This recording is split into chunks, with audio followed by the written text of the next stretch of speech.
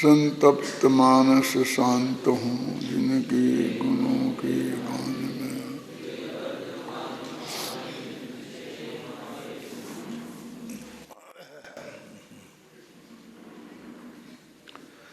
एक 204वीं गाथा चलेगी।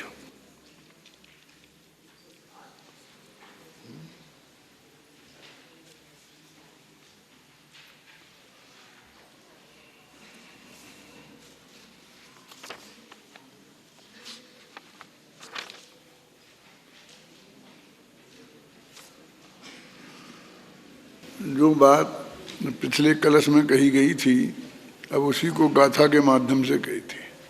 पिछले कलश में ये कहा गया था कि ज्ञान के विशेषों को जो सामान्य में नयति लाता है और एकता को पैदा करता है, ऐसा ज्ञान ही एकमात्र आदरणीय है। और उसी बात को गाथा में कहते हैं अभिनय सुदो विधि के वेलम।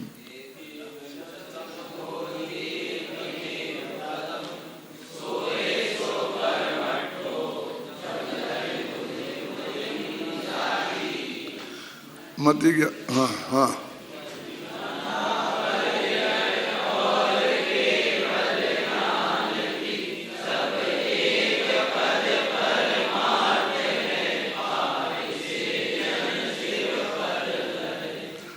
मति ज्ञान, श्रुत ज्ञान, अवधि ज्ञान, मन पर्याय ज्ञान, केवल ज्ञान, ऐसे जो ये भेद करके गिनाए हैं, वास्तव में ये सब एक पद ही है। और एक पद कौन? वो ज्ञान। क्योंकि हर एक में ज्ञान लग रहा ना। कल उदाहरण देके बताया था कि ज्ञान पद वो सामान्य है ना, और बाकी मति श्रुत अवधि ये विशेष है। तो कहते एक ज्ञान जो सामान्य है तो केवल ज्ञान मत, इनको भेद रूप मत देखो, तुम इन्हें ज्ञान ज्ञान ज्ञान ज्ञान के रूप में ही देखो। और ये एक पद है वही वास्तव में परम अर्थ माने सर्वश्रेष्ठ पदार्थ है जगत का। प्रत्येक का अपना ज्ञान अपने लिए सर्वश्रेष्ठ पदार्थ है, क्योंकि उसके आश्रय से ही हमें धर्म की प्राप्ति होती है। फिर आप कहेंगे अपने ज्ञान क्यों? जब ज्ञान तो सबका एक सही है तो सभी के क्यों नहीं? कि सभी के हैं, किसी में कोई कमी नहीं है, लेकिन फिर भी मेरे काम का तो मेरा एक ज्ञान, मेरा ही ज्ञान काम का है। उसी के आश्रय से मुझको जो भी उपलब्धि होनी है वो उसके आश्रय से होगी, आपके ज्ञान से नहीं होगी। तो दो दृष्टि हो गई, एक तो तत्व प्रतिपादन की दृष्टि अथवा सिद्धांत की दृष्टि जिसमें सब आत्मा समान हैं, एक से हैं, ऐसे ज्ञानानंद स्वभावी हैं। और दूसरे मेरा आत्मा मेरे लिए ज्ञानानंद स्वभावी है और आपके लिए नहीं, और आपका आत्मा मेरे लिए ज्ञानानंद स्वभावी नहीं है, मेरे लिए तो वो ज्ञेय स्वभावी है। क्योंकि तुम्हारा जो ज्ञेय गुण है ना वो मुझे काम आएगा, क्योंकि मेरा ज्ञान उसे जानेगा तो ज्ञेय के साथ वो ज्ञेय ज्ञायक संबंध उसका बनेगा। तुम्हारे ज्ञान के साथ तो मेरा कोई संबंध बनेगा ही नहीं कभी, है ना। पहले के ज़माने में न केवल बचपन में शादी होती है थी, कभी कभी ऐसा हो जाता था कि माँ के गर्भ होता था तब से ही लोग नक्की कर लेते थे। तो तब से कैसे नक्की करेंगे? उस ज़माने में पता तो लगता ही नहीं था कि लड़का होगा कि लड़की। तो ऐसा करते थे कि यदि तुम्हारी लड़की हुई मेरे लड़का हुआ तो अपन संबंध कर लेंगे, मेरी लड़की हुई तुम्हारा लड़का हुआ तो संबंध कर लेंगे, और यदि दोनों के ही लड़के हुए कि लड़कियां हुई तो हम आज से अपनी भाईबंदी आरंभ कर देंगे। भाईबंदी में समझ ना, फिर हम जो अब संबंध तो हो गया हमारा आपका, आज से हमारे आप संबंधी हो गए। तो ऐसा ही नक्की कर लेते थे। तो वो ये कह रहे हैं कि हमको तो जो हमारा ज्ञान काम आएगा, हमारे लड़की होगी तुम्हारा लड़का होगा तो ही वास्तव में संबंध होगा। वो भले ही भाईबंदी मान लें तो असली भाई से नहीं निभती है, तो वो भाईबंदी मानने वाला भाई कहाँ तक निभाएगा क्या निभाएगा उसकी बात जाने दो। क्यों? अभी तो यहाँ ये कह रहे हैं कि भाई दोनों ऐसे ही, तो हम तुम्हारा ज्ञान हमारे लिए गेय है, अनंत भगवान का ज्ञान हमारे लिए गेय है। तो तुम गेय है ना, तो उस भगवान के सर्वज्ञ स्वरूप को जानो ना तुम। सर्वज्ञ स्वरूप को जानो माने सर्वज्ञता उन्हें प्रकट हो गई। तो सर्वज्ञता का स्वरूप क्या होता है उस पर एक दफे गंभीरता से विचार करके उसे तुम जानो। इस काम के हैं भगवान। फिर उससे निर्णय कर लेना कि हमारा भी ऐसे ज्ञान स्वभाव है और हमें भी ऐसी सर्वज्ञता प्रकट हो सकती है और एक दिन होगी और उसमें ऐसा होगा। कि इसमें जानने में क्या, हमने जान लिया ना, मान लिया कि सब पदार्थों को जान लेते, ऐसे नहीं है। ऐसे जान लेने से वो वास्तव में जो जानने का आनंद है वो नहीं आएगा। इसीलिए मेरा एक बहुत अच्छा उदाहरण है, मैंने आप लोगों को भी दिया कि नहीं दिया।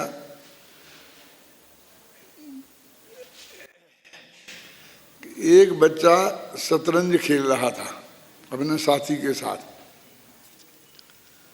तो इतने में किसी ने आकर उसे समाचार सुना कि तेरी माँ मर गई है। क्या? तो बोला ठीक है। उससे बोला चाल चल, तेरा मतलब हाथी वो जा रहा है, ऊँट जा रहा है, ध्यान रख, तेरे चाल चल। तो वो जो आया था समाचार सुनाने, उसने कहा क्या सुनता नहीं तू, तेरी माँ मर गई है। बोले सुन लिया ना कि तू ये कह रहा है कि मेरी माँ मर गई है, अब डिस्टर्ब मत कर, अभी मैं जीत रहा हूं, मेरा दिमाग डिस्टर्ब हो जाएगा तो मैं हार जाऊंगा। तो ये कैसा आदमी है, ये माँ के मरने का समाचार सुन के कोई खेल बंद नहीं कर सकता क्या? तो उसने फिर कहा तू समझ रहा है ना मैं क्या कह रहा हूं? कि हाँ मैं समझ रहा हूं, माँ माने मदर, मर गई माने डेथ हो गई, अब तो ठीक है, अब तो माथा मत खा। कि नहीं मैं नहीं मानूंगा। क्यों? ये जो समाचार है ये सुनकर जो तेरी हालत होना चाहिए मेरी दृष्टि में, मेरी ज्ञान की अपेक्षा, वो तेरी नहीं देख रहा हूं, इसलिए मैं मानता हूं कि तूने सुना नहीं है। अब कितनी दफे पाठ याद हो गया मुझे, कितनी दफे कहूं कि नहीं कुछ नहीं। इसका क्या अर्थ है? इसका ये अर्थ है स्पष्ट कि या तो बच्चा वो मां शब्द का अर्थ नहीं जानता है या मर जाने का अर्थ नहीं जानता है, और ये दोनों का अर्थ जानता है तो उन दोनों का वो संबंध नहीं जोड़ पा रहा है। वो मरना नामक क्रिया से अपनी माँ का संबंध नहीं जोड़ पा रहा है। क्यों? कि यदि कहीं ना कहीं गड़बड़ नहीं होती तो उसकी परिणति ऐसी नहीं रह सकती थी। तो असलियत में दिक्कत क्या हुई कि जन्म से ही उसकी माँ जब भी वो कोई बात नहीं मानता था तो उसे धमकाती थी, और वो ये कहती थी कि मैं मर जाऊंगी तब क्या करेगा तू, मैं मर जाऊंगी तब तो क्या करेगा तू, कि चुप रह, मर जाएगी जब देखी जाएगी। वो ये जवाब देता था। क्या अभी तो जिंदा है ना तू, अभी क्यों माथा खाती है, जब मर जाएगी तब देखूंगा। तो वो कहती ये मानेगा नहीं ऐसे। तो वो क्या करती थी, मरने का नाटक करती और लेट जाती, सो जाती, उसमें मर बोलती नहीं, बस मैं मर गई, मैं तो मर गई, बस खत्म। तो वो आगे मनाता था बच्चा, थोड़ी देर तक वो कुछ नहीं बोलती थी, फिर बाद में बहुत रोने लगता था, परेशान हो जाता था, तो उठ के बैठ के समझाती थी कि नहीं ठीक है। तो वो धीरे धीरे उसके दिमाग में मरने का अर्थ वो आ गया था। क्या कि माँ मजा, उसमें क्या हो गई, मेरी माँ मर गई, रोज ही ना मरती है वो तो। क्यों? तो समझ गया, उसका अर्थ वो सही नहीं समझ रहा था। वो तो समझ गया मर गई है, मैं जाऊंगा मनाऊंगा, हो जाएगी, बस जिंदा हो जाएगी। वो समझ रहा कि ये नहीं समझ रहा। आज वो कैसी मरी है इसका वो भाव नहीं समझा, नहीं तो परिवर्तन अवश्य होता। तो आप ऐसी कह के क्या कहना चाहते, एक कहानी सुना के आप कहना क्या चाहते हैं? ये सब उदाहरण मेरी फैक्ट्री के ही पैदा हुए हैं अपने सिद्धांत को समझाने के लिए, समझे ना। तो वो ये समझाना चाहिए तुमको, यदि सर्वज्ञता का स्वरूप ख्याल में आ गया होता तो तुम्हारी चाल बदल जाती बेटा। हाँ सबको जानते, हमें समझ गए ना, सबको जानते, सम्मान है, सम्मान 6 द्रव्य, हाँ 6 द्रव्य कि उनके गुण, क्या हाँ उनके गुण, क्या उनकी पर्याय, क्या हाँ उनकी पर्याय, सर्वत्र पर्याय उसी केवल से हमने पढ़ा नहीं है क्या, ऐसा बोलता रहता है। लेकिन वो जो सर्वज्ञता का स्वरूप समझने आने के बाद जो उसके जीवन में, उसकी श्रद्धा में, उसकी प्रवृत्ति में जो अंतर दिखाई देना चाहिए वो दिखाई नहीं देता, तो समझते इसकी समझ में सर्वज्ञता नहीं आई। क्या अंतर दिखाई देगा कि जब सब कुछ जान लिया जाता है तो सब कुछ निश्चित होना चाहिए, निश्चित हुए बिना कोई चीज जानी नहीं जा सकती। तो उसको क्रमबद्ध पर आएगा, विरोध करता है, सर्वज्ञता को मैंने जान लिया है क्या।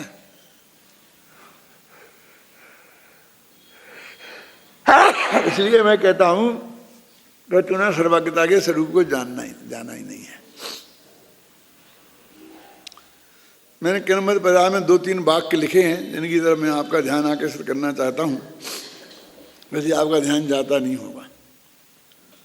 एक सारी जिंदगी सर्वज्ञता को पढ़ते व पढ़ाते रहे, इसे सर्वज्ञ सिद्धि। और हर साल के प्रश्न पत्र में गारंटी से 3 वर्ष वो सर्वज्ञ सिद्धि परीक्षा में आती ही आती। समझ लो पेपर आउट है, कोई माई का लाल ये पेपर बनाए और सर्वज्ञ सिद्धि के बारे में प्रश्न नहीं पूछे, ऐसा संभव नहीं है। इसलिए हमारे गुरुजी वगैरह सर्वज्ञ सिद्धि के बारे में अच्छा निबंध लिखवा के 2-3 पेज का और संस्कृत में, और कहते बेटा ये रट लो, बस ये लिखने में ये तो आएगा बैठेगा। मैंने कितना महत्व था उसका ये समझना चाहता हूँ मैं आपको, कितना महत्वपूर्ण था। अब इतने के बाद में भी ये सबको जान लेंगे, सबको जान लेंगे, सबको जान लेंगे हैं? वो भी सब लोग जो पढ़ाते थे एक को स्वीकार नहीं किया। गजब तो ये बात हो गई। हमें अनुभव है कि मैं अजमेर में गया, कानपुर गया था, एक पर्यूषण में करीब हो गए होंगे 35 तो नहीं, 26 साल 27 साल तो हो ही गए। तब मतलब विपिन जी की शादी नहीं हुई थी, मैंने गुड्डी की शादी नहीं हुई थी, और विपिन जी भी हमारे साथ गए थे, वे यहाँ पढ़ते थे। वो तीसरे बैच के थे, ये शांति जी के 1 वर्ष बाद के। वो हमारे साथ गए थे, तो हम तो एक श्रावक के घर ठहरे थे और वो धर्मशाला में ठहरे थे। जो 2-3 विद्यार्थी जाते हमारे साथ गए थे, वो सब लोग ठहरे थे। वहाँ पर एक पंडित हेमचंद जी थे, वो भोपाल अजमेर की, अब शायद नहीं होंगे, उस वक्त भी 70-75 वर्ष के बुजुर्ग थे और बहुत प्रतिष्ठित विद्वान थे। जो अजमेर के पुराने लोग हैं वो जानते हैं, वहाँ पर सारे न्यायाधीश थे बहुत बड़े। वहाँ हमारे क्रमबद्ध पर्याय में प्रवचन होते थे, तो वो सुनते थे वो, क्योंकि हम दोनों एक ही मंदिर में एक साथ थे। पहले उनका व्याख्यान होता, फिर हमारा होता, फिर हमारा पहले होता, फिर उनका बाद में होता। तो उनका सुनना हमें जरूरी था और हमारा सुनना उन्हें जरूरी था। एक ही मंदिर में, वो जो वहाँ पर कौन सी गंज कहलाती है, उस गंज में के मंदिर में होता था, और शाम को राजस्थान हाउस में होता था। राजस्थान हाउस करके बहुत बड़ी धर्मशाला है, बहुत बड़ा चौक है। तो जिस क्रमबद्ध पर्याय एक टाइम में चलाता था, उस वक्त तो बहुत धूम थी क्रमबद्ध पर्याय की, तो वो सुनते थे। तो वो विपिन जी के साथ ठहरे थे ना, तो विपिन जी से बोले गजब हो गया, केवली भगवान सब जानते हैं कि सब आप कैसी बात, अपने आतीर्थ हो आप सब जानते हैं। वो तो ठीक है, वो तो ठीक है, वो तो हम जानते हैं। वो तो वैसा ना मीमन से फलाना नहीं मानते हैं सर्वज्ञ को, फलाना नहीं मानते हैं सर्वज्ञ को, उसके हिसाब से ये कहा, उसके हिसाब से ये कहा।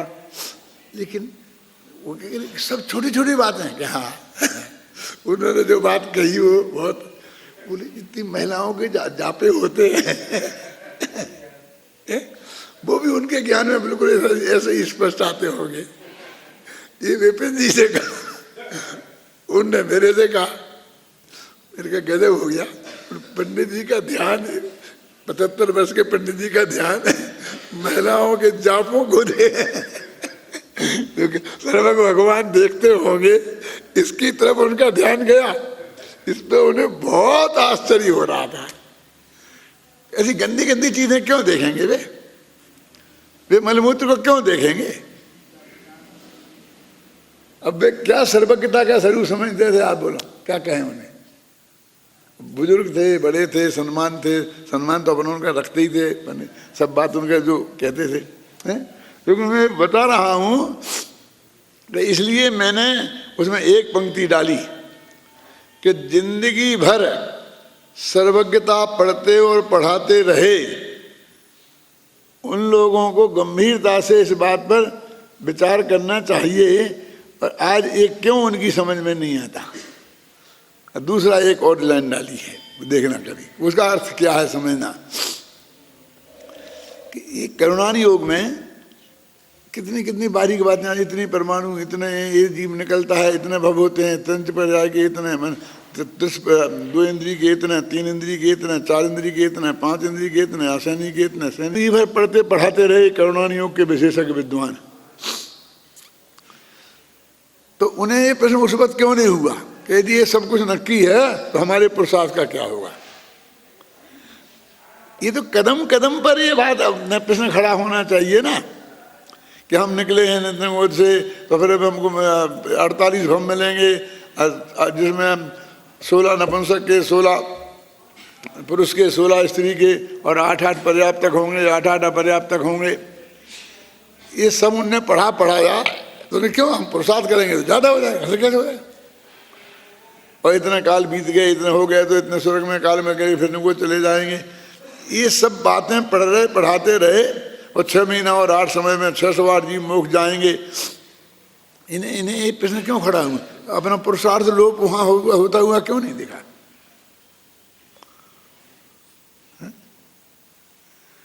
मैं ये बता रहा हूं कि इतनी सब चीजें जान करके भी अज्ञान कैसे खड़ा रहता है, मैं उसका वो बता रहा हूं नमूना। वो सबके विशेषज्ञ,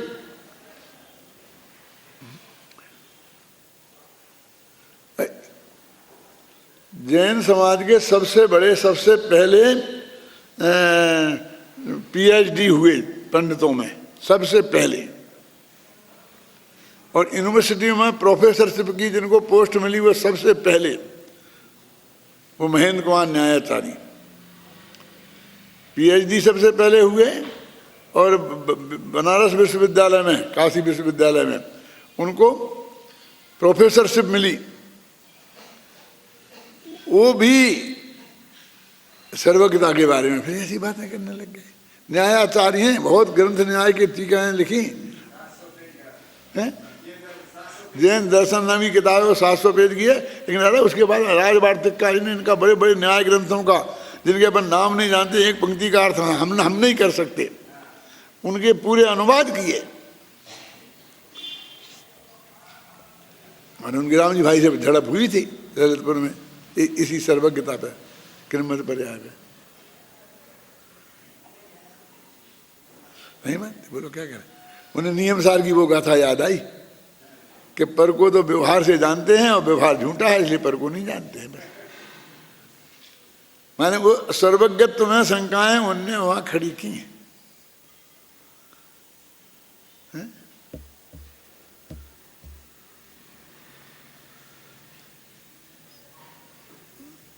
ये अज्ञान की जड़ें कितनी गहरी हो सकती हैं, ये मैं आपको बता रहा हूं कि इतने जो लिखा है ना, सब बागम धरोबी, तो भी वो मिथ्या दृष्टि है, सर्वागम धरोबी, ये सब बागम धरोबी हैं। द्वादश का पारी तो हो ही नहीं सकता ऐसा। ये सर्वागम के धारी जो है ना, इन सब की ये हालत है, देख देख के आपको क्या पता लगता।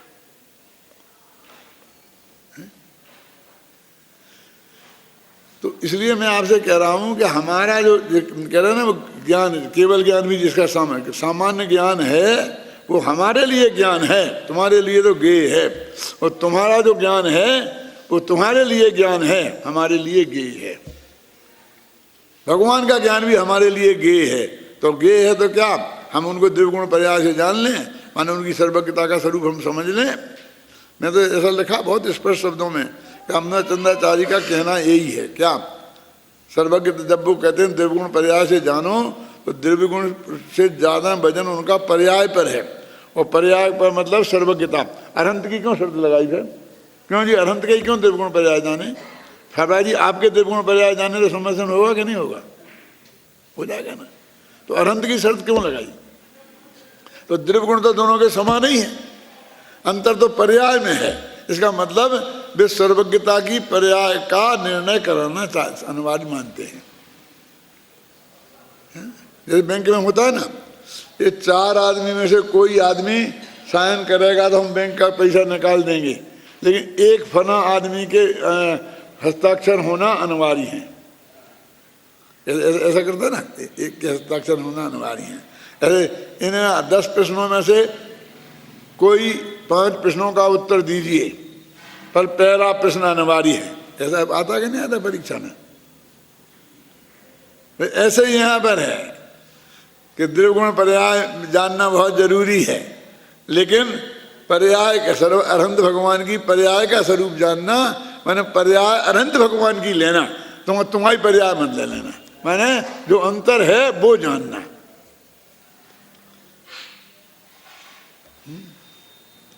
मुझे याद है देवलाली में, पहले देवलाली नहीं बनी थी, तो एक वो कौन सी बाड़ी है, कांदा बाड़ी, उस कांदा बाड़ी में प्रवचन होते थे।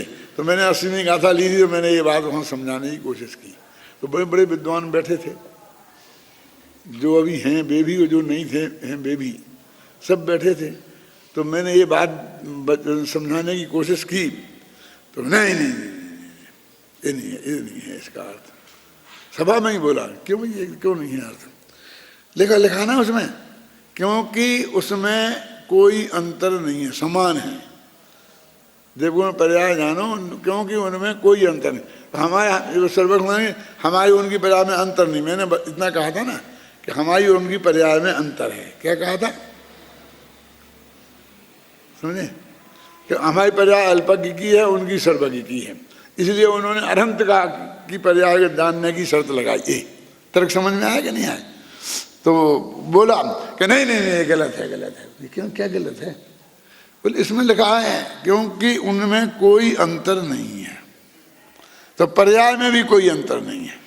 तो मैंने कहा वो भी अर्थ हो सकता है, कोई दिक्कत नहीं है, उसका भी करेंगे, लेकिन ये भी अर्थ है। फिर मैंने 2-3 दिन तक उसको बराबर वो अर्थ दोनों अर्थ बताए। समान का अर्थ है कि उत्पाद व द्रव्य समान है, सर्वज्ञता समान थोड़ी है, सर्वज्ञ स्वभाव समान है। तो स्वभाव तो पर्याय नहीं है, वहाँ जो समानता है वो उत्पाद व द्रव्य रूप पर्याय की समानता है, ख्याल में आई ना। और असमानता है सर्वज्ञता की असमानता है, और वो सर्वज्ञता को भी अनिवार्य बनाते हैं जानना, क्योंकि उसका कितना अनर्थ होता है।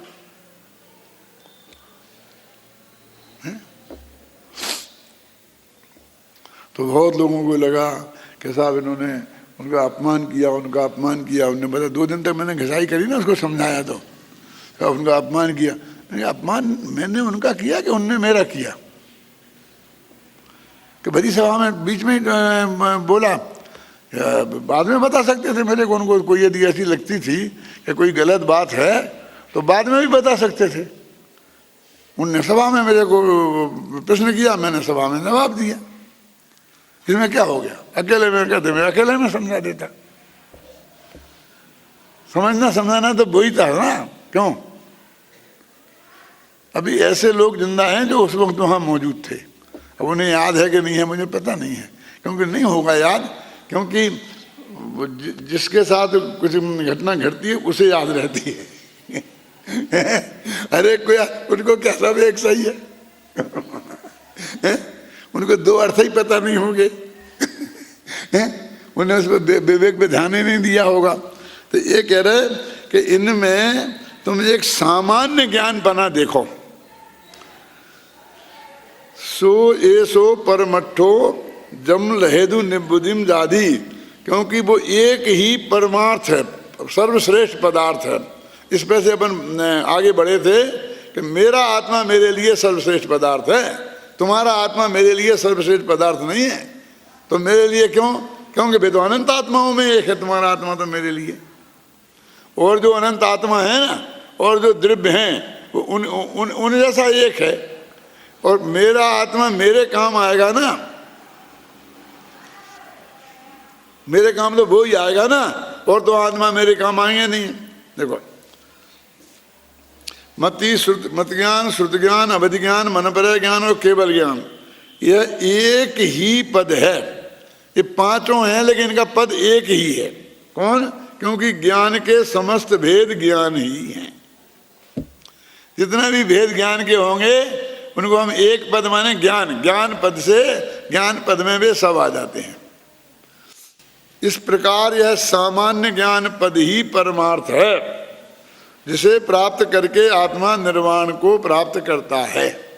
माने केवल ज्ञान से नहीं वे कह रहे, वो इनमें जो ज्ञान सामान्य है, हेतु तो वो है। देखो, आत्मख्याति में छाबड़ा जी की भी 4 पंक्तियां बहुत मार्मिक हैं। कर्म के क्षयोपशम के अनुसार ज्ञान में जो भेद हुए हैं वे कहीं ज्ञान सामान्य को अज्ञान रूप नहीं करते। मति ज्ञान, शुद्ध ज्ञान तो अज्ञान है ना, अज्ञान भी है। तो भी वे ज्ञान को ही, वे कहते हैं अज्ञान रूप नहीं करते, प्रत्युत ज्ञान को ही प्रकट करते हैं। कि आत्मा ज्ञान स्वभाव ही है, इस बात को ही बताते हैं, क्योंकि स्वभाव का ये चिन्ह मौजूद है। इसलिए भेदों को गौण करके एक ज्ञान सामान्य का अवलंबन लेकर आत्मा को ध्याना, इसी से सर्व सिद्धि होती है ना। जिस सामान्य ज्ञान के विशेष मति ज्ञान आदि हैं, भेद विकल्पों से रहित, वह सामान्य ज्ञान ही आत्मा का स्वपद है। ये उसके ये विशेष हैं मति ज्ञान आदि, उसके आश्रय से ही सम्यक दर्शन ज्ञान चार्त की प्राप्ति होती है। इसलिए एकमात्र वह ज्ञान पद ही आराधना करने योग्य है। ज्ञान पद ही आराधना करने, मतलब वो ज्ञान के भेद आराधना करने योग्य नहीं है। आराधना माने अपनापन मानकर, उसमें अपनापन स्थापित करके जानकर और उसमें ही लीन होने का नाम है उसकी आराधना करना। आत्मख्याति में देखो कितना लिखा, वास्तव में आत्मा ही परमार्थ है।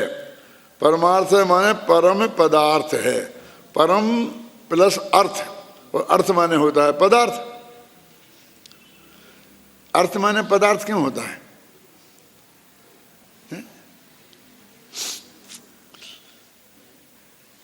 एक होता है पद और एक होता है शब्द।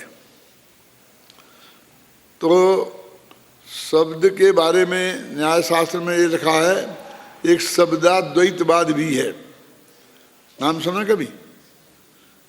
इसलिए नहीं सुना होगा कि तुम लोगों ने प्रमेय का मनमार्तन नहीं पढ़ा, वो कहीं कोर्स में नहीं है ना आजकल ज़्यादा, लेकिन उसमें ये बात लिखी है।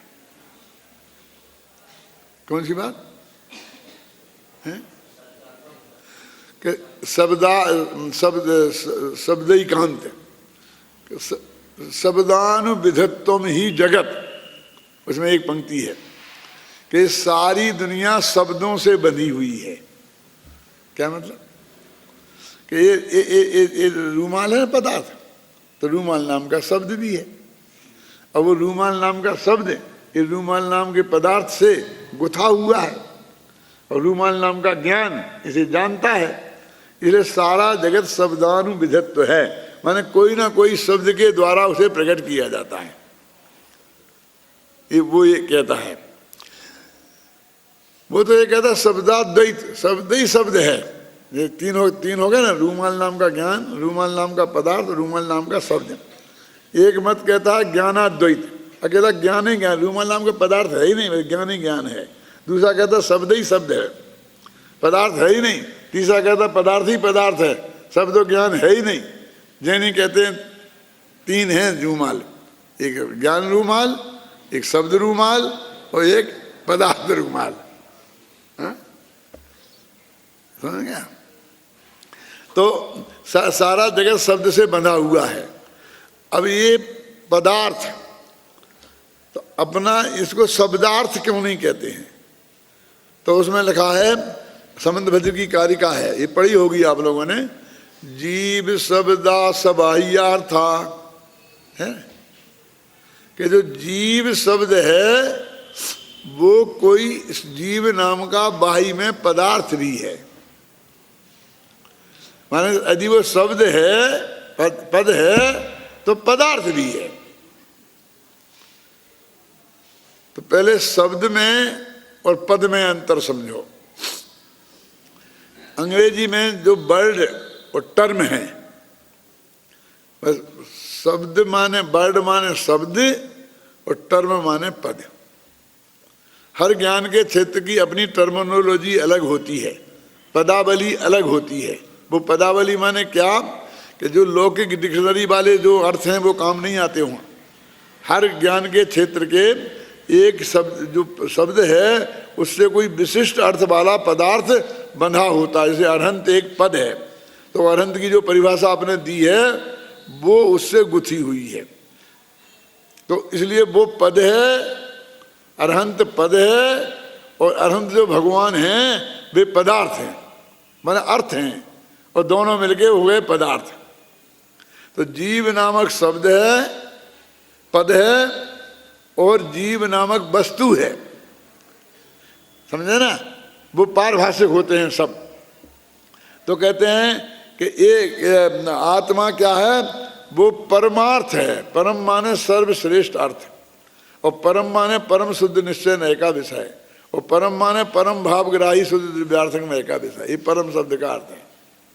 तो परम अर्थ, तो कहते परम अर्थ का अर्थ है परम पदार्थ, माने अर्थ का अर्थ है वह पदार्थ। तो इसलिए लगा ना, वास्तव में आत्मा ही परमार्थ है, माने परम पदार्थ है। एक भजन आता है ना, बहुत बढ़िया। आज मैंने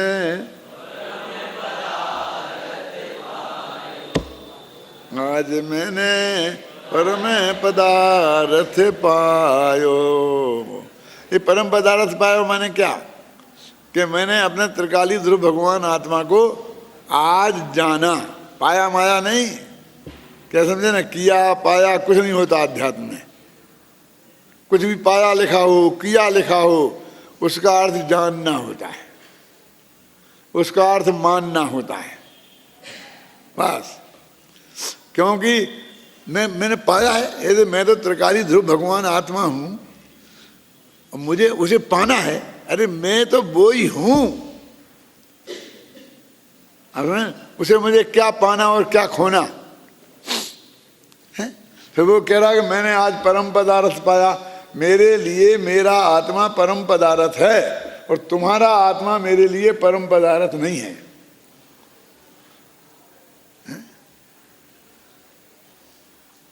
समझे ना? तो कहते मैंने आज परम पदार्थ पायो माने क्या? मैं ही आत्मा हूं, लेकिन मैंने आज अपनी ज्ञान पर्याय में उसे जाना है, और इसका ही नाम आज मैंने पाया। इस भाषा में वो व्यक्त करते हैं। अब वो पूरी कहानी यहां से जोड़ दो कि होने से क्या होता है, जब तक उसे जाने नहीं तो होने का लाभ प्राप्त होता नहीं है। क्या है ना, जैसे वो करोड़ रुपया उस रिक्शे वाले की जमा थे ना, उसे पता नहीं था। ऐसा भगवान आत्मा अनादिकाल से परम पदार्थ है, लेकिन मैंने जाना नहीं तो मेरे लिए कोई फायदा नहीं। और मैंने परम पदार्थ को जाना तो अनंत अतिंद्रिय आनंद का झरना फूट पड़ा। अब बोलो, सुखी होने का कितना सरल उपाय है, कितना स्वाधीन उपाय है, कितना निरपेक्ष उपाय है। हमारे संत नग्न दिगंबर क्यों होते हैं? क्यों किसी पर पदार्थ की उसमें जरूरत ही नहीं है ना, बस वो यहाँ है और उसे जानना है। वो जानने वाली ज्ञान पर्याय भी उसी में है, उसी की है। वो मैं हूं और वो मेरी ज्ञान पर्याय है। अब मेरी ज्ञान पर्याय को बस मेरे आत्मा को जानना है। अब इसमें कहाँ पराधीनता है? क्यों गुरु जी वो देश ना लब्धि, अरे क्या गुरु जी करता है। यदि तेरे अंदर में तैयारी हुई तो गुरु जी तो आकाश से उतर के आएंगे। कैसे? छठवें सातवें अनुष्ठान में झूलने वाले आप अपना आत्मा का अनुभव छोड़ के वो शेर जैसे श्रोता को समझाने के लिए आकाश से उतर के आ गए थे ना। नहीं वो उसके बिना नहीं होता। हाँ उसके बिना नहीं होता हम कह रहे हैं ना, लेकिन जितना परम सत्य ये है कि उसके बिना नहीं होता, उतना ही परम सत्य ये है कि उसको हमें जुटाना नहीं पड़ता। ऐसा लगा प्रवचनसार में कि जब सब कुछ एक क्लियर है, फिर ना मालूम मेरी समझ में नहीं आता कि निमित्तों को मिलाने के लिए ये सारा जगत इतना व्यग्र क्यों होता है। ऐसा लगा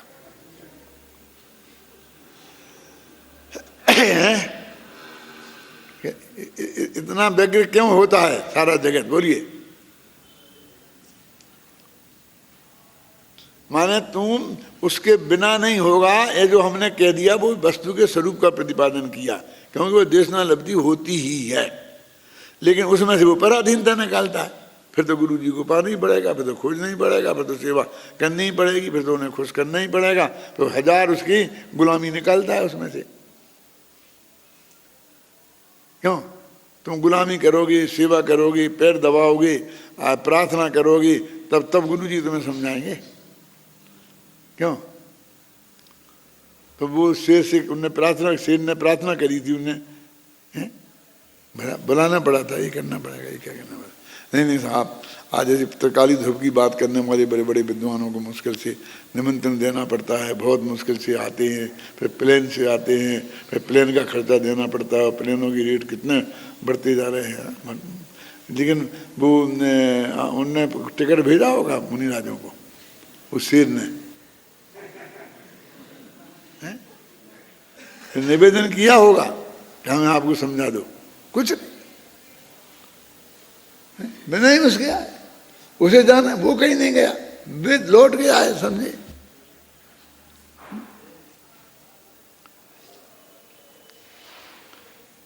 तो फिर ये आजकल क्यों होता है? क्यों होता है, क्या होता है?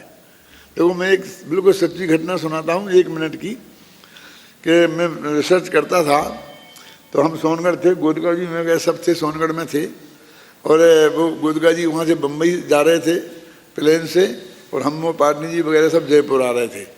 तो मैंने गोदगा जी को कहा कि बम्बई के मंदिर में, भूलेश्वर मंदिर में टोडरमल जी की कोई एक किताब है, तो वो आप वहाँ से किसी तरह ले आना, और वो निरंजन काला के पास मिलेगी। निरंजन काला उसके मैनेजमेंट में थे, और वो अपने कट्टर विरोधी थे कांजी स्वामी के, मतलब बहुत ही समझ लो कि टॉप पे यदि उनको फर्स्ट क्लास फर्स्ट वही पास होते, विरोधियों में देते। तो आप लोग नहीं जानते हो बम्बई में रह करके, लेकिन हम जानते हैं। हैं? नहीं निरंजन काला दादा उनके भाई उनसे भी बड़े थे। तो वो निरंजन काला के पास मिलेगी, और आप उनको किसी तरीके से वो लाइब्रेरी के वो देखते हैं, उनसे लेके आना। तो बात है गुदगा जी की थी। गुदगा जी ने क्या किया कि उन्हें एक प्लेन का टिकट मंगवाया मेरा, और ला करके मुझे प्लेन का टिकट दे दिया। और बोले आप चलो मेरे साथ और आप ले आना। तो मैंने उनसे कहा कि भाई क्या आप नहीं कर सकते? नहीं करते, मैं आ जाता, ये प्लेन की क्या जरूरत है, मैं ट्रेन से ही पहुंच जाता। नहीं, ऐसे कैसे हो सकता है? मैं यहाँ से बम्बई जाऊँ और प्लेन से जाऊँ, और आप ट्रेन से जाओ, ये कैसे हो सकता है? नहीं, मैं नहीं, किसी कीमत पर नहीं। तो प्लेन से तो हम इसलिए जाते हैं कि जो प्लेन से आते जाते हैं वो हमको कहते हैं कि हम कैसे आने देंगे आपको, हम तो प्लेन से वो 24 घंटा आप रास्ते में बिताओगे, तब तक हम 2 प्रवचन सुन लेंगे आपके, वही टाइम हमें मिल जाएगा। फिर मैं गया, फिर मैं कोशिश करके वो किताब निकाल के लाया। जब टोडरमल जी पे रिसर्च कर रहा था, इस सन 71 की बात है क्या, यानी गोदका जी को वो किताब लाना इतनी भारी पड़ी कि उनको वो प्लेन का टिकट खा के देना उन्हें उसे सस्ता लगा। ये तो हमारे साधनों की बात है कि कोई देशना लब्धि के लिए थोड़ी इसकी जरूरत है। मेरा मतलब समझ गए ना, देशना लब्धि के लिए जरूरत नहीं है। हमने देशना लब्धि होती है और गुरु के प्रति उचित सम्मान होना, इसके लिए निमित्त का ज्ञान कराया है, लेकिन उसमें तुझे जोड़ने के लिए कुछ नहीं करना है। हिंदुस्तान में 1.25 अरब आदमी रहते हैं, रहते नहीं रहते क्यों? अभी ये तत्व चर्चा यहाँ चलती है। अब कहाँ कहाँ से कैसे कैसे छटके आए हैं। जब आप लोग आए, हम तो एक को भी नहीं जानते थे, आज भी नहीं जानते हैं सौभाग्य कहो या दुर्भाग्य कहो। क्यों आए हैं, बैठा और बस अब आए और हम भर्ती हो गए, पढ़ रहे हैं। आपको कौन लाया, कैसे लाया, कैसे हिंदुस्तान से छटके आ गए, क्यों हैं? अरे कहाँ चले जाएंगे? ऐसा होने वाला है, 5 साल पढ़ के जाओगे तब भी हम हमको जानने वाले नहीं हैं। रेल में मिल जाओगे तो तब भी पहचानेंगे नहीं हम, अभी भी नहीं पहचानते हैं। जो भूतपूर्व निकल गए ना 600, 10-20 को ही जानता हूँ मैं, बस खत्म। आता है मंदिर से दर्शन करके निकलता हूँ, एक आकर के पैर पड़ता है तो मैं अच्छा अपना विद्यार्थी होगा नहीं तब कौन पैर पड़ता, ऐसा सच बोलता हूँ। तो मैंने कहा अच्छा बेटा आजकल कहाँ हो? अरे दादा यही तो यहाँ रहता हूँ, यहाँ पर आता हूँ। आपको तो कई दफे तो बता दिया फिर द्वारा भी ऐसा ही होने वाला है। नहीं सचमुच ऐसा नहीं कोई विशेषता है, ये तो मेरी कमजोरी है, लेकिन सचमुच मेरे ज्ञान में का वे सिर्फ अवग्रह होता है, इनका यह अवाय धारणा नहीं होती है। वो ज्ञान उधर को थोड़ा लंबा है ना, तो वो धारणा में जाता है, फिर स्मृति में आता है। मैं अपनी धुन में मगन रहता हूँ, मिलता है नमस्ते कहूँ, बात हो जाती, खत्म। देखता रहता हूँ, बता दिया करके, समझ में ना, ऐसा दिखता है, शकल तुम्हारी दिखती है, कहीं देखा है, इतना याद रहता है, इन्हें कहीं देखा है। अब एक लौकिक दृष्टि से तो बहुत बुरा है ना, लेकिन आध्यात्मिक दृष्टि से बहुत अच्छा है, क्योंकि इतना हम अध्ययन कर पाते हैं, इतना लिख पाते हैं, इतना सोच पाते हैं, इतना याद रख पाते हैं, ये तत्व की मूल बात। तो ये वैसी वृत्ति के कारण है जो जन्मजात है। ये कोई बुद्धिपूर्वक ऐसा कुछ किया है नहीं, बुद्धिपूर्वक तो हम एक कोशिश करते हैं कि हम इन्हें जान लें। जब कभी कभी मैं तुम्हारी सभा में बैठता हूँ ना, वो नाम लेके पुकारते हैं, तो मैं उस वक्त कोशिश करता हूँ कि जी फलाना नाम का लड़का है, तो इसमें थोड़ा अवग्रह धारणा हो जाए, तो अपना बात से इसको कम से कम नाम जानने लग जाए। ऐसा मैं कोशिश करता हूँ हर दफे, लेकिन वो कुछ सफलता नहीं मिली आज तक मेरे को। तो मेरे कहने का मतलब आपकी जो संपदा, जिसके आश्रय से होना है काम, वो और जो उस पर रीझेगी वो ज्ञान पर्याय, वो दोनों ही अपने पास हैं। बिल्कुल इस जगत की बिल्कुल जरूरत नहीं है कि नहीं सब काम कुछ नहीं बिगड़, जो होना है वो ही होना है, जैसा होना है वैसा ही होना है, जिस निमित्त से होना है वैसा ही होना है, अधूरा रहना है अधूरा रहना है, पूरा होना है तो पूरा होना है। क्यों ठाकुर जी कहते हैं दादा की पंच कल्याण नहीं हो पाया, ऐसे ही रह गया तो क्या है, तुम्हारा मोक्ष रुक जाएगा, उसके बाद हो जाएगा। उसके बाद जो नहीं हो पाएगा वो बाद हो जाएगा, उसमें क्या फर्क पड़ना है। लेकिन हो ही जाएगा, ऐसा नहीं कह रहा, मुझे कोई शंका है, लेकिन नहीं हो पाएगा, इस विकल्प के लिए स्थान क्या है, क्या नुकसान है, क्या फर्क पड़ेगा। और मैं कहता हूँ अधूरा ही रह जाएगा तो क्या फर्क पड़ेगा क्या फर्क पड़ेगा। तुम्हारा समय शायद तो तुम्हारे पास है ना, तुम्हारा त्रिकाली ध्रुव तो तुम्हारे पास है ना, उसमें 4 चांद लग जाने वाले नहीं है, और ना उसके बिना उसकी कोई शोभा कम हो जाने वाली है। जो ये है इसकी बात करो ना। वास्तव में आत्मा परमार्थ है, परम पदार्थ है, और वह ज्ञान ही है। आत्मा एक ही पदार्थ है, इसलिए ज्ञान भी एक ही पद है। एक ही क्या लगा डाला, वो जो 5 ज्ञान बना दिए ना, तो 5 ज्ञान का 5 पना का निषेध कर रहे, माने विशेष का निषेध कर रहे और सामान्य पे ला रहे। क्या यह ज्ञान नामक पद ही परमार्थ है, परमार्थ स्वरूप साक्षात मोक्ष का उपाय है। ये अमृतचंद के शब्द हैं। मति ज्ञानादि ज्ञान के भेद इस एक पद को नहीं भेदते, मान एक एक इसके टुकड़े नहीं कर सकते वे, किंतु वे भी इसी एक पद का अभिनंदन करते हैं। शब्द तो देखो हैं अमृतचंदाचार्य का लिखा, देखो बिल्कुल अनुवाद कितना सीधा है। आत्मा किल परमार्था तत्तु ज्ञानम, आत्मा च एक एव पदार्था ततो ज्ञान मप्येक एवं पदम, यदेदत्तु ज्ञान नामैक पदम स एव परमार्था साक्षान मोक्षोपाया। ये जो अनुवाद यहाँ किया, एक एक शब्द का अनुवाद हूबहू है, बिल्कुल सीधा संस्कृत में है ना।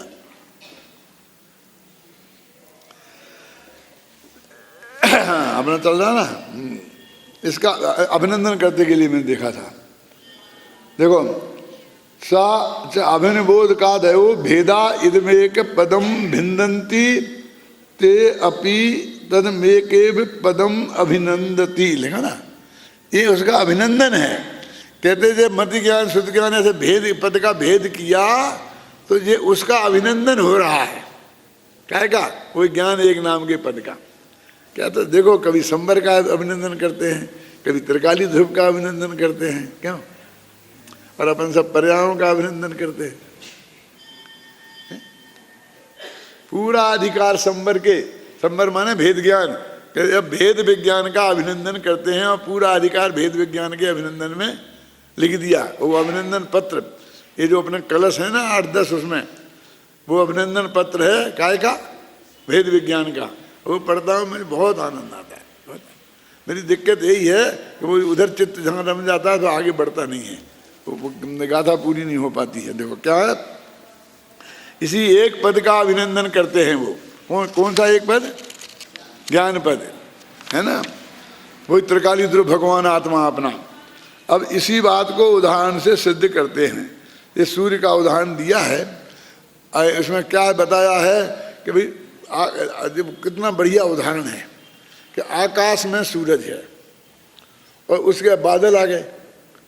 अब जानते हैं यहाँ से बादल जितनी दूर हैं, सूरज से उसके 100 गुने दूर होंगे, और भी ज़्यादा होंगे। मैं तो बात करूँ, समझ में आया कि नहीं आया क्या? हमसे बादल जितने दूर हैं और सूरज से वे बादल कितने दूर हैं, अंदाज समझ में आ गया आपकी? में अब वो बीच में आ गए। अब सूरज पे क्या असर है उसका? सूरज तो वैसे ही का वैसा अंदर चकमगा रहा ना। उदाहरण देखो उनका, कहते ऐसे ही वो भगवान आत्मा और उसके ऊपर बीच में जो 6 उपसम कर्म के उदय, ये सब बादल हैं, ये कर्म के। तो ये हमसे और भगवान आत्मा से कौन दूर है? उससे उसको कहाँ ढका इनने? ये तो हमारे आँख से हमें ढका लगता है। सूरज पे तो कोई आवरण हुआ ही नहीं। जैसे सूरज पर कोई आवरण नहीं होता है, ऐसे ही उस परमार्थ ज्ञान स्वभाव पर कभी आवरण होता ही नहीं। ये क्या कहते? कोई उदाहरण से बात समझ में आई कि नहीं आई? देखो पढ़ते हैं उदाहरण को। जिस प्रकार है ना, मैंने एक बात कही थी ना, वो क्या, तो तथा ही, देखो संस्कृत में तथा ही आएगी तो उसका मतलब उसी बात को विशेष स्पष्ट करते हैं। इसमें तथा ही आई है ना, तो मैंने लगा अब इसी बात को सोधारण समझाते हैं। जिस प्रकार इस जगत में बादलों से ढका हुआ सूरज बादलों के विघटन के अनुसार प्रकटता को प्राप्त होता है और उस सूर्य के प्रकाश करने की हीनाधिकता रूप भेद उसके सामान्य प्रकाश स्वभाव को नहीं भेदते। अब उसने सूरज का जो प्रकाशक स्वभाव है उसको कुछ किया कर सके वे बादल? अब ये उल्टा कहते हैं, उसी नहीं भेदते। उसी प्रकार कर्म पटल के उदय से ढका हुआ आत्मा कर्म के विघटन के अनुसार प्रकटता को प्राप्त होता है और उस ज्ञान के हीनाधिकता रूप भेद करके सामान्य ज्ञान स्वभाव को नहीं भेदते। ज्ञान आत्मा का जो सामान्य ज्ञान स्वभाव है उन बादलों ने जैसे सूरज को नहीं कर पाया ऐसे आत्मा को नहीं कर पाया। अब देखिए, अब ये अभिनंदन कैसे? अब अभिनंदन तो होना चाहिए ना। तो वो कहते हैं कि ये बादलों में से जो सूरज का उदेला आ रहा है ये सूरज के उजेले स्वभाव को प्रकट करता है। मतलब आप समझे ना, सूरज अंधकार का भेदक है, भले ही कम भेदा गया अंधकार, लेकिन उसके भेदक स्वभाव को ही प्रकट करता है। जो बादलों में से छन छन के सूरज आ रहा है वो जो भी जितना उजेला बचा है वो भी सूरज के प्रकाश स्वभाव को ही आंदोलित करता है। ऐसे ही ये मति ज्ञान शुद्ध ज्ञान रूप जो हमारा ज्ञान पर्याय में दिखाई दे रहा है ये उसको ढकता नहीं है क्षयोपशम ज्ञान, बल्कि ये चारों ज्ञान क्षयोपशम है ना, ये उसके ज्ञान स्वभाव को ही प्रकट करते हैं। क्या ये लिखा, ये उसका अभिनंदन है। कहाँ? ढका हुआ आत्मा कर्म के विघटन के अनुसार प्रकटता को प्राप्त होता है और उस ज्ञान के हीनाधिकता रूप भेद उसके सामान्य ज्ञान स्वभाव को नहीं भेदते, प्रत्युत अभिनंदन करते हैं। ये तो अभिनंदन कर रहे हैं, इनके विरोधी क्यों कहते हो इनको? इसलिए समस्त भेदों के पार आत्म स्वभाव भूत एक ज्ञान का ही अवलंबन करना चाहिए। अरे इसमें से तुम वो क्यों नहीं खोजते हो? देखो, आप ये सूरज के सामने धूप है ना, तो वहां से तो सूरज दिखता है आपको, यहाँ से दिखता तो नहीं है। तो अब आपको कैसे मालूम है कि अभी सूरज उग रहा है आकाश में? क्यों दिन को उगता है ये तुम जानते हो, गाय तो नहीं जानती ना कि इतने बजे उगता है इतने बजे अस्त होता है। जो सामान्य बिल्कुल जोग है वे तो नहीं जानते ना। तो अभी हॉल की सारी बत्तियां बंद कर दो और उस वक्त भी आप यहाँ बैठे बैठे ये जान सकते हैं ना कि अभी दिन के 12 बज रहे और सूरज उग रहा है। देखो बादल, सूरज पे बादल बहुत हैं और आप हॉल के भीतर हो, किवाड़ लगा दिए गए हैं, फिर भी आप सूरज आकाश में है इसका पता लगता है कि नहीं? तो यहाँ जो भी है प्रकाश, उसने उस सूरज को प्रकट किया कि सूरज को छिपाया है। अब तलघर में चलो, तो तलघर में आपको पता चल जाता है कि दिन है कि रात। क्यों? वहां भी कोई प्रकाश का इंतजाम नहीं है, तो भी पता चल जाता है कि दिन है। देखो आप समझ लीजिए, सूरज का प्रकाश और प्रताप सिर्फ वहां तक नहीं पहुंचता जहां तक सूरज की किरणें पहुंची, बल्कि वहां तक भी पहुंचता है कि जहां ना कहते ना पहुंचे रवि, तो वहां तक कहां तक पहुंचता है। आप कल्पना करो, कहीं भी बैठे हो तो आपको रात का भ्रम नहीं हो सकता, बराबर आप दिन है और आपने वो गाय भैंस भी ये नक्की कर लेते हैं। इसका मतलब सूरज का कितना अंदर भेद गया। तो जो भी प्रकाश वहाँ है उसने सूरज के स्वभाव को प्रकाशित किया, इसलिए वो सूरज का अभिनंदन है। वो तो वो कहते हैं मति ज्ञान शुद्ध ज्ञान, चाहे वो पर्याय नाम का मति ज्ञान रह जाए बिल्कुल सबसे छोटा। बताया था ना अन्ना जी ने 8-10 दिन पहले, वो पर्याय नाम का ज्ञान होता है, पर्याय समास नाम का ज्ञान होता है। वो कौन सा पहले समय में, फिर दूसरे समय में, तीसरे समय में, याद है कुछ? हैं? वो तो होता है। तो उस वक्त सब ज्ञान का सबसे कम से कम क्षयोपशम रहता है। उस ज्ञान का नाम है पर्याय ज्ञान। ये पर्याय नहीं, पर्याय ज्ञान का नाम है पर्याय, और वो निरावरण होता है, उस पर कभी आवरण नहीं हो। उतना क्षयोपशम तो हर आत्मा के हमेशा रहता ही है। तो वो उस आत्मा के ज्ञान स्वभाव को प्रकाशित करता है ना। यदि वो भी खत्म हो जाता तो वहाँ जीव अजीव एक से हो जाते। तो ज्ञान का इतना कम क्षयोपशम भी ज्ञान के स्वभाव को ही प्रकाशित करता है। ऐसा सूरज का जितना भी उजेला का वो है, जहाँ जहाँ उसने सूरज के प्रकाश स्वभाव को ही किया। इसलिए मति ज्ञान, शुद्ध ज्ञान, अवधि ज्ञान को केवल ज्ञान का विरोधी मत समझो, ज्ञान स्वभाव का विरोधी मत समझो। अरे ये तो इसी मति ज्ञान में तो आएगा भाई साहब, उसका जो स्वभाव आएगा वो सम्यक दर्शन तो इसी से होगा जो तुम्हारे पास ज्ञान है, मति ज्ञान और शुद्ध ज्ञान। इसलिए उसका विरोधी भी नहीं है, लेकिन इसके आश्रय से नहीं होगा। आश्रय ये लेगा और उस ज्ञान स्वभाव का आश्रय लेगा, तब आत्मा का कल्याण होगा। ये बात इस गाथा में कही गई।